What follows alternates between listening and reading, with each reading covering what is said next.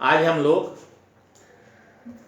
D orbitals या D subshell या D block के तत्वों का हम लोग इलेक्ट्रॉनिक विन्यास और उसकी विशेष विशेषता पढ़ेंगे।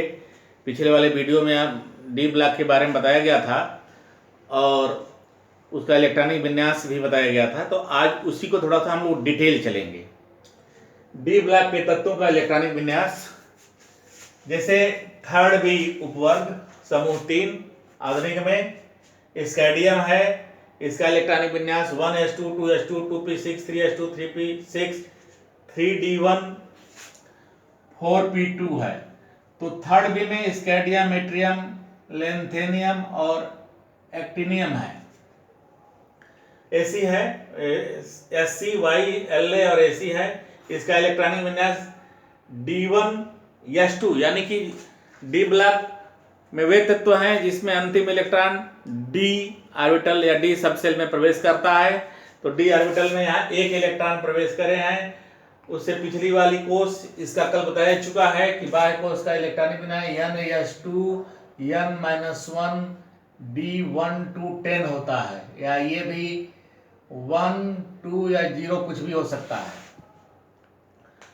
इस तरह जिसे एट्रियम का हो गया इलेक्ट्रॉनिक विन्यास 4d1, यहाँ 3d1 4s2 4d1 5s2, यानी ये 3d सीरीज है, ये 4d सीरीज है, ये 5d सीरीज है, ये 6d सीरीज है। इस पर भी चर्चा कल हो चुकी थी। अंतिम इलेक्ट्रॉन जैसे डी ऑर्बिटल में जाएगा वही डी सीरीज होगी। इसका आवर्त 7 है, इसका आवर्त 6 है, इसका आवर्त 5 है, इसका आवर्त 4 है। आवर्त के बारे में बता दिया गया था। वर्ग, इसका वर्ग देखिए 1 2 3 हो गया, 2 1 3 हो गया, 2 1 3 हुआ, 2 1 3 हुआ, तो इसका वर्ग जो है 3 हुआ आधुनिक का, या इसी को हम थर्ड भी कहते हैं। इस आधार पर Y39 का इलेक्ट्रॉनिक विन्यास है। देखिए 39 का करने के लिए क्रिप्टॉन का 36 होता है, 36 2 38 1 39 हो गया। 57 का है, ये जीनान का 54 2 56 1 57 हो गया। और ये एसी का 89 है, तो रेडान का 86 होता है, 86 2 88 1 89 हो गया, यानी 7s2 6d1 में जाता है इलेक्ट्रॉन। इसी तरह आइए 22 का देखिए एक इलेक्ट्रॉन बढ़ जाएगा। तो यहाँ पर आर्गन 18, इसके बाद s भर जाएगा 4s2 3d2, यानी 18 2 20 2 22, ये 3d सीरीज का है। अब आर्गन का आप इससे पहले इलेक्ट्रॉनिक विन्यास अपने से लिखकर ये भी लिखेंगे, इसके नीचे आप अपने से पूरा इलेक्ट्रॉनिक विन्यास लिखेंगे। किसी का इनर्ट गैस का हम जो लिख रहे हैं, इनर्ट गैस का आप स्वतः लिखेंगे। जर्कोनियम का है। अब देखिए आर्गन के बाद आता है ये 40 है, तो क्रिप्टॉन आएगा। क्रिप्टॉन का हो गया 36 2 38, पहले s भर जाता है तब इलेक्ट्रॉन डी में जाता है, तो यहां भी d2 हुई होगा। 36 2 38 2 40। हाइड्रोनियम का हो जाएगा, ये देखिए 72 है। 58 से 71 तक यह ब्लॉक के इनर ट्रांजिशन मेटल, यानी कि आंतरिक संक्रमण तत्व कहलाते हैं, जो आवर्त सारणी में नीचे रखे गए हैं। तो यहाँ पर इलेक्ट्रॉनिक विन्यास 72 का जो होता है, 72 का यहाँ 54 हो गया, 54 14 68, यहाँ पहले इसमें भरेगा 2 70 2 72, इसकी सीरीज 5 हो जाएगी, 5d सीरीज है। छठा आवर्त है, और ये जो है 2 2 4 फोर्थ बी है, फोर्थ बी समूह 4 है। बाई कोष के कुल इलेक्ट्रॉन को जोड़ देते हैं तो हमें से वर्ग मिल जाता है। ये डी और एस वाला जोड़ देते हैं तो हमें वर्ग मिल जाएगा। फिफ्थ बी में आते हैं समूह नंबर 5 में, तो ये होता है 23 के लिए यहां पर 2 हो जाएगा, यहां पर जो होगा ये 18 2 20 3 23। यहां पर पहला अपवाद आता है नियोबियम में। नियोबियम का इलेक्ट्रॉनिक विन्यास 41 होता है। अब देखिए 23 के बाद अब अगला कितना होगा, तो ये मैजिक नंबर आपको बताया चुका है। क्या था मैजिक नंबर?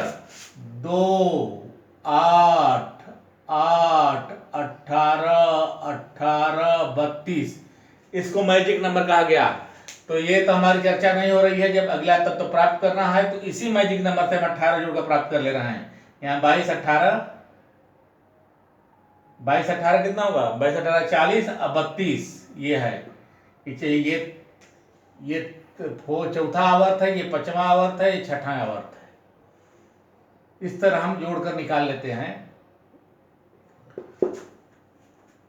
अब देखिए 72 का क्या होगा? ये हो गया 54 54 14 68 2 70 2 72 हो गया।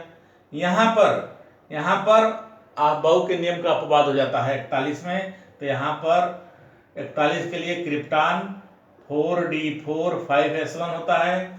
यहां पर टेंटेलम का होता है जिनान 54 14 68 68 2 70 70 3 73 होगा। इसी तरह होगा, ये सेम हो जाएगा। इस नियम से 2 के बाद 3 आया। यहाँ देखिए ये 2 ये 2 ये 2 ये 2 ये 2 ये 2 ये 2 ये 2 ये अपवाद हो गया। यहाँ पर d1 d1 d1, यहाँ पर d2 d2 d2, यहाँ पर d3 d3 d3 d3, यहाँ पर d4 अपवाद हो गया। इसलिए अपवाद आपको के नियम को तोड़ दिया है।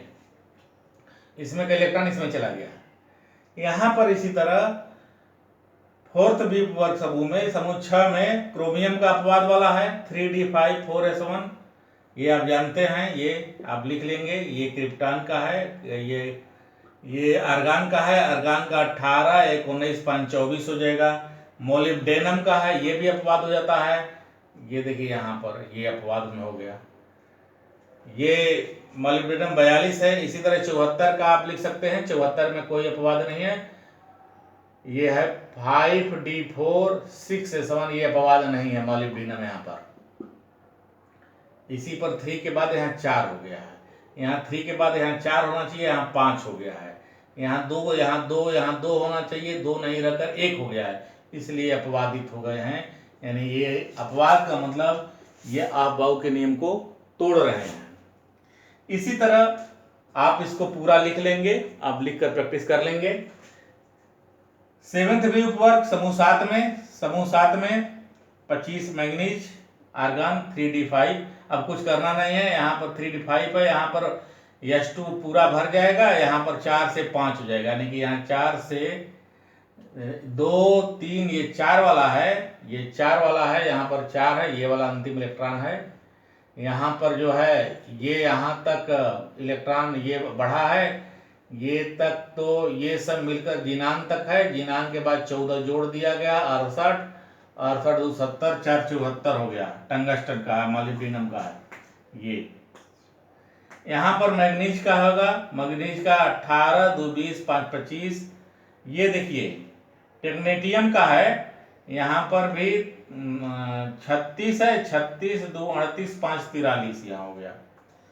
और रियूनियम का है 75 है, जिनान है तो 75। यहाँ पर 75 के लिए यहाँ 54 हो गया, 54 14 68 68 2 70 5 75 हो गया। इस तरह जो है। अब देखिए 6 8 उपवर्ग 8 में 3 है, 1 2 3, समूह संख्या 8 9 10 ये जानते हैं। आयरन का है 26, ये आर्गन का 18 का कर लीजिए। 18 का हो जाएगा 1s2 2s2 2p6 3s2 3p6 18 हो गया। इसके आगे लिख देंगे 3d6 है। यहाँ देखिए 5 है, यहाँ 5 है, यहाँ देखिए 5 है, यहाँ सब में 5 है। 4s2 पहले भर जाएगा, 4s2 भर जाएगा तो 3d6 हो जाएगा। यहाँ पर देखिए रुथेनियम का अपवाद हो गया 44 का। यहाँ पर क्रिप्टान 36, ये आप बाउ के नियम को तोड़ रहा है। ये s1 इलेक्ट्रॉन इसमें यानी 6 होना चाहिए था, यहाँ 6 है तो यहाँ भी 6 होना चाहिए था, लेकिन ये वाला इलेक्ट्रॉन यहाँ चला जाता है। ये ड्यू टू स्टेबिलिटी कारण होते हैं। यहाँ पर ऑस्मियम जो है जिनान होता है, ये जिनान का है 54 14 18 2 20 54 68 2 70 6 76 का ये हो गया ऑस्मियम। ऑस्मियम सबसे आवर्त सारणी में भारी तत्व है, सबसे उसका डेंसिटी ज्यादा होती है। उपवर्ग ये 9 में 8वें वर्ग में 9 और 9वें समूह में कोबाल्ट का यहाँ देखिए 6 है, नियम से 6 है, यहाँ 7 हो गया, यहाँ 2 हो गया। यहाँ पर रोडियम का देखिए यहाँ पर 45 है, यहाँ भी अपवाद हो जाता है। अपवाद 36 1 37 7, यहाँ देखिए यहाँ अपवाद हो गया 37 7 44, 37 7 44। ये है क्रिप्टॉन का, यानी कि यहाँ पर कितना है 36 36 1 37 7 44, नहीं यहाँ 8 होगा, यहाँ पर 8 हो जाएगा, ये अपवाद में है चूंकि इसलिए इसका 8 हो जाएगा, 8 हो जाएगा, ये अपवादित है, नियम को तोड़ रहा है। यहाँ पर नियम से 7 होना चाहिए तो यहाँ 8 हो जाता है, इसलिए अपवाद में हो गया। इरेडियम 77 है, 5d7 6s2 है, 14 45 के बाद 77, इसमें 32 जोड़े हैं 77 है, इसमें 18 जोड़े हैं 45 है। यहाँ पर 26 से 18 जोड़े हैं 44 है, और यहाँ पर 32 जोड़े हैं 76 है। तो वही मैजिक नंबर का यहाँ सहारा लिया जा रहा है परमाणु क्रमांक बढ़ाने के लिए और आवर्त बढ़ाने के लिए। 28 है, 28 का 3d8 7 है तो 8 हो गया, 4s2 हो गया। यह है 18 2 20 8 28। पैलेडियम का देखिए यहाँ इंपॉर्टेंट है, यहाँ पर पैलेडियम का ये इंपॉर्टेंट है, ये अपवादित है। 46 है, क्रिप्टॉन का 36 36 10 46 हो गया, यस में 0 इलेक्ट्रॉन। तो इसी से पहले दिन लिखा गया है यस यस 1 हो सकता है, यस 2 हो सकता है, यस 0 होता है। तो देखिए 0 वाले यही एक है इसमें इलेक्ट्रॉनिक विन्यास, ये वाला है 0 वाला है, और सब अपवाद जो है यशमन इलेक्ट्रॉन है, और सब में यश लास्ट में बाह्य कोश में s2 इलेक्ट्रॉन, लेकिन अंतिम इलेक्ट्रॉन d ऑर्बिटल में जाने के कारण संक्रमण तत्व कहलाता है। इसी तरह 178 है, प्लेटिनम का है, 5d9 6s1 54 68 68 10 78 हो गया। ठीक है, देखिए ये भी अपवाद हो गया, इसी से अपवाद है। प्लेटिनम है, यहाँ पर डर्स्टाइडियम जो है इसका जो है रेडान 86 14 100 और 109 109 110, ये अपवाद में हो गया। यहाँ ds2 होना, अपवाद क्यों हो रहा है, यहाँ s2 होना चाहिए था, यशमन हो जा रहा है, या 0 हो जा रहा था, अपवाद में हो जा रहा है, सीधा सीधा बात है। इसका इलेक्ट्रॉनिक विन्यास जितने अपवादित हैं सबका इलेक्ट्रॉनिक विन्यास आप जरूर याद कर लेंगे। हम ऊपर फर्स्ट बी में जाते हैं, कॉपर सिल्वर गोल्ड के में 29 के लिए 3d10 4s1 आप जानते ही हैं। इसी तरह 47 सिल्वर के लिए हम जानते हैं क्रिप्टॉन 4d10 5s1। आपसे मैं बार बार कह रहा हूं कि आप ये पूरा लिखेंगे, कॉपी में स्पेस देकर लिखेंगे, साफ सुथरा लिखेंगे, तो आप इलेक्ट्रॉनिक विन्यास आपको याद हो जाएगा। और जब पूरा आप नोट कर लेंगे तो आपका यह पाठ भी या पूरी केमिस्ट्री आपकी फिट हो जाएगी, आपको फिर कहीं कठिनाई नहीं होगी। पहले इलेक्ट्रॉनिक विन्यास को सीख लें। इसी तरह 101 जो हैगा रोएंटेगेरियम जो है, इसमें जो है ये रेडान 86 14 100 110 111। रियम क्या कहता है कि ये 2 भरने के बाद ये भरता है, तो 7s2 की ऊर्जा n + l रूल से देखा तो 7 + 0, और ये है 6 + 2, तो ये हो गया 8 ग्रेटर देन 7। तो पहले इलेक्ट्रॉन ये भरता है, फिर ये भरता है, इसकी ऊर्जा इसके सापेक्ष ज्यादा, लेकिन बाह्य कोश ये है। जब आयन बनते हैं तो इलेक्ट्रॉन बाह्य कोश से निकलते हैं, न कि बाह्य ऑर्बिटल से। बाह्य कोश से पहले इलेक्ट्रॉन निकलेगा, आयन बनेगा। तो अभी हम लोग आगे बढ़ते हैं।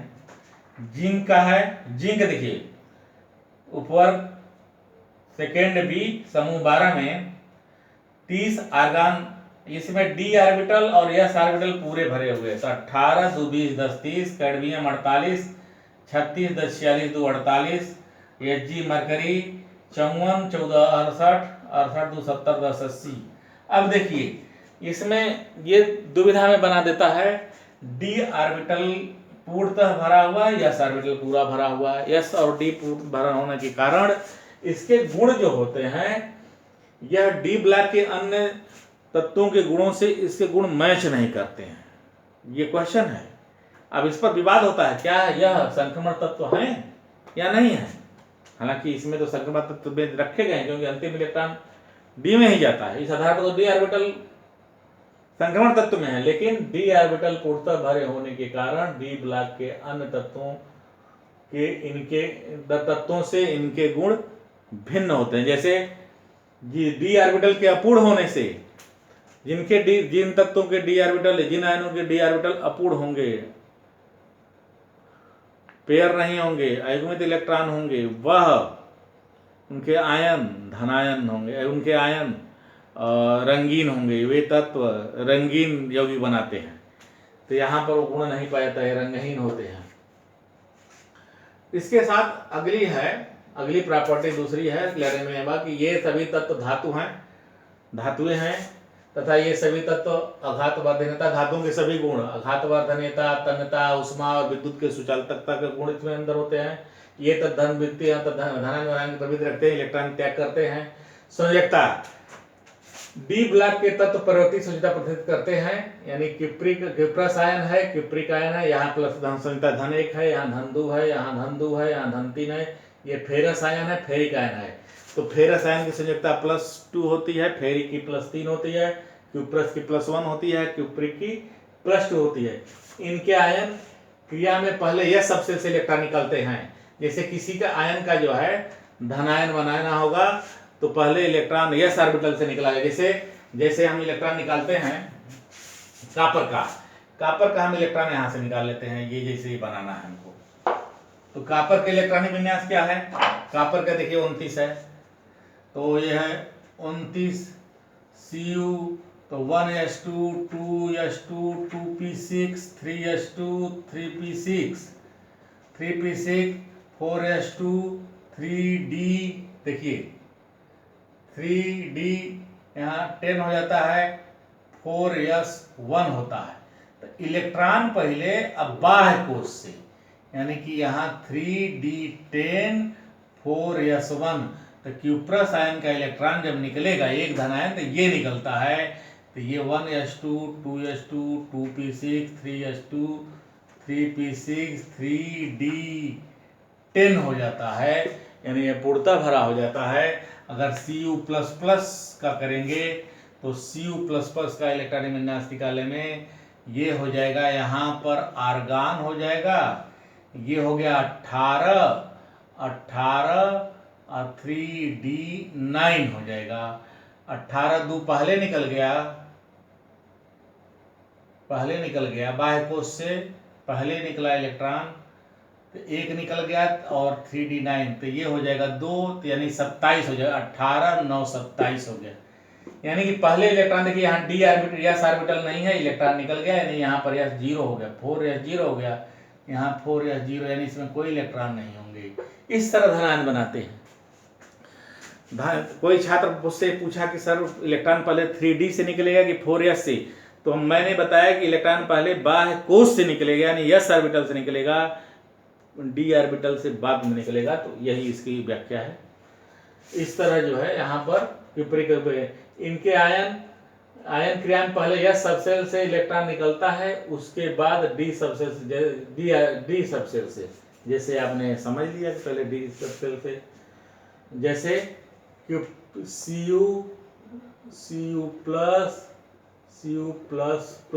इसके बाद ये आप नोट कर लेंगे। इसी तरह फेरस फेरिक का निकाल लीजिएगा। जैसे फेरस का ये है तो Fi जो है, इसके बाद Fi जब प्लस करेंगे तो यहाँ पर ये हो जाएगा आर्गान हो जाएगा, 3d6 हो जाएगा और यस निकल जाएगा। और Fi 3+ करेंगे तो ये आर्गान हो जाएगा, 3d5 हो जाएगा। इस तरह हम कर लेंगे। इसके बाद यहाँ तक आता है परिवर्ती संयोजकता के कारण इनमें से अधिकांश तत्व अनिश्चित अनुपात के योग्य बनाते हैं। जैसे Fi 0.84 OA 1.00 है, 1.00, तो अनुपात अनिश्चित है, 0.84 1.00 Fe3O4 अनिश्चित अनुपात की यौगिक है। किसी आवर्त में बाएं से दाएं जाने पर तत्वों की परमाणु त्रिज्याएं घटती हैं। लेफ्ट बाएं से दाएं जाने पर तत्वों की परमाणु त्रिज्याएं घटती हैं। और देख लिया आयनन विभव, इलेक्ट्रॉन बंधताएं तथा ऋण विभवताएं बढ़ती है। जब परमाणु त्रिज्या घटेगी तो अट्रैक्शन बढ़ेगा, तो ये सब बढ़ता है, तो आयनन विभव ये सब बढ़ता है। रिक्त डी ऑर्बिटल की उपस्थिति के कारण ये संकर लवण बनाते हैं। रिक्त डी ऑर्बिटल, जिनके पास रिक्त डी ऑर्बिटल होंगे, डी ऑर्बिटल रिक्त होंगे, आप हुन के नियम से चेक कर लीजिए, जिनके पास रिक्त ऑर्बिटल रिक्त होंगे, डी ऑर्बिटल रिक्त होंगे, वह संकर लवण, जैसे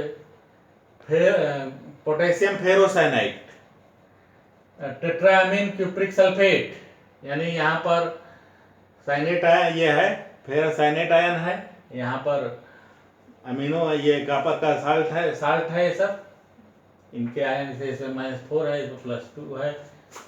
अपूर्ण डी सबसेल के कारण ये रंगीन आयन तथा रंगीन यौगिक बनाने का गुण रखते हैं। अपूर्ण डी समझाए हैं, जिसमें जिसके ऑर्बिटल अपूर्ण होंगे, अनपेयर होंगे, वह रंगीन आयन बनाएंगे। जिन आयनों की सब्जी पूर्ण रूप से भरी होती है वह पूर्ण रूप से रिक्त होते हैं, वे रंगहीन आते हैं। जैसे क्यूप्रिक आयन का देखिए, क्यूप्रिक आयन का जो है ये क्यूप्रस आयन है, क्यूप्रस आयन का पूर्ण भरा हुआ है, इसलिए रंगहीन है। जिंक आयन का देखिए, जिंक आयन का यहाँ पर है, Zn का यहाँ पर है, ये तो Zn का हो जाएगा, Zn प्लस का यहाँ पर हो जाएगा, ये हट जाएगा, तो ये पूर्ण भर जाएगा, तो भर जाएगा तो ये जो है रंगहीन हो जाएगा। इसके Sc का देखिए पूर्ण 3 ये निकल जाएंगे, तो पूर्ण भर जाएगा 3 आयन। Sc3+ का ये 3+ है, तो ये 18 हो गया, ये 18 हो गया, 18 3 21, 3 निकाल लेते, ये पूर्ण भर गया, इसलिए ये जो है रंगहीन हो जाते हैं। Sc का रंगहीन हो जाएगा, Sc का 21 Sc का हो जाएगा, Sc+++ का ये आर्गान हो जाएगा, यानी कि ये 3 इलेक्ट्रॉन निकल जाएंगे। ये 3 इलेक्ट्रॉन जब निकल जाएंगे तो ये आर्गान की संरचना हो जाएगी 18 2 20 21, तो तीनों निकल गए, 3 धनात्मक निकल गए, तो ये जब ऑर्बिटल जब पूर्ण भर हो गए तो वह रंगहीन हो जाएगा। पूर्ण भरा हुआ या पूर्णतः खाली दोनों है, पूर्ण भरा हुआ या पूर्णतः खाली रंगहीन होते हैं, और जो अपूर्ण होते हैं वह रंगीन होते हैं। इस बात का ध्यान दीजिए। पूर्ण रूप से रिक्त होते हैं वे रंगहीन होते हैं, जैसे cuprous ion, zinc ion, स्केडियम ion, titanium ion रंगीन है। यस तथा पी ब्लॉक के तत्वों के आयन भी प्रायः रंगहीन होते हैं। इसका कारण है क्रिस्टल क्षेत्र प्रभाव। ये क्रिस्टल क्षेत्र प्रभाव क्या होता है? संक्रमण तत्वों के धनायनों में डी सबसेल के ऑर्बिटलों की ऊर्जाएं भिन्न होती है। डी सबसेल के ऑर्बिटल, हर ऑर्बिटल की ऊर्जा भिन्न होती है, भिन्न हो जाती हैं। किसके लिए? संक्रमण तत्वों में। अपूर्ण डी सबसेल की उपस्थिति के कारण डी सबसेल के इलेक्ट्रॉनों का डी सबसेल के ऑर्बिटलों में संक्रमण होता रहता है। तो जब संक्रमण होगा तो ऊर्जा इलेक्ट्रॉनिक संक्रमण के कारण ऊर्जा का अवशोषण तथा उत्सर्जन होता रहता। अतः जिन आयनों में अपूर्ण डी सबसेल होती हैं वे रंगीन होते हैं। पूर्ण रिक्त तथा पूर्ण भरा हुआ रंगहीन होता है। इसके बाद जो है थोड़ा सा एक पॉइंट और है, एक पॉइंट देखिए, ये है अयुग्मित डी इलेक्ट्रॉनों की उपस्थिति कारण ये अनुचुंबकीय होते हैं, अनुचुंबकी और पैरामैग्नेटिक डायमैग्नेटिक की बात आपसे हो चुका है। इसलिए देखिए अयुग्मित इलेक्ट्रॉन, इसे फेरक Fi++, Fi++3, तो इसमें Fi का होता है 26 है, 26 का 18, 6 24 2 26, तो इसमें 6 इलेक्ट्रॉन है। 6 यस पूरा भरा हुआ है, तो यस में पूरा भरा हुआ है, यस पूरा भरा है, तो 6 इलेक्ट्रॉन 1 2 3 4 5 6, तो अयुग्मित इलेक्ट्रॉनों की संख्या इसमें 4 हो गई। तो 4 अयुग्मित इलेक्ट्रॉन है, इसलिए अनुचुंबकीय हैं। और Fi++ में 2 इलेक्ट्रॉन निकाल दिए, इसमें भी अयुग्मित इलेक्ट्रॉनों की संख्या 4 हो गई। इसमें 4 है, इसमें भी अयुग्मित इलेक्ट्रॉन 4 है, इसमें अयुग्मित इलेक्ट्रॉन 5 है, ये 5 है।